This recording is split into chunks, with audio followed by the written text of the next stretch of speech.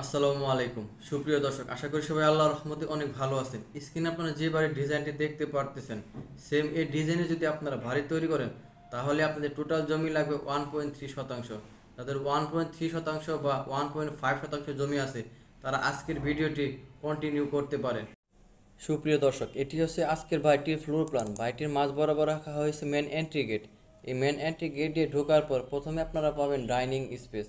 আর এই ডাইনিং স্পেসের জন্য জায়গা রাখা হয়েছে 10 ফিট বাই 8 ফিট। এই ডাইনিং স্পেস থেকে যদি আপনারা সামনের দিকে অগ্রসর হন, তাহলে আপনারা পাবেন কিচেন রুম।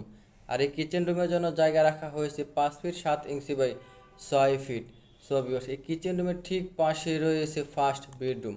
আর এই ফার্স্ট বেডরুমের জন্য জায়গা রাখা হয়েছে 11 ফিট বাই 10 ফিট। এই ফার্স্ট বেডরুমের সাথে রয়েছে কমন টয়লেট। যেহেতু জায়গা কম একদম, তাই আমরা একটি টয়লেট দেখাইছি 3টি বেডরুমের জন্য। মূলত লাগে 2টি টয়লেট, কিন্তু আমরা একটি দেখাইছি কারণ হচ্ছে এখন জায়গা খুবই কম।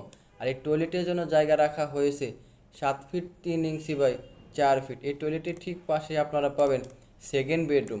আর এই সেকেন্ড বেডরুমের জন্য জায়গা রাখা হয়েছে 11 ফিট বাই 10 ফিট। এই সেকেন্ড বেডরুমের ঠিক পাশে আপনারা পাবেন থার্ড বেডরুম। আর এই থার্ড বেডরুমের জন্য জায়গা রাখা হয়েছে 10 ফিট বাই 10 ফিট।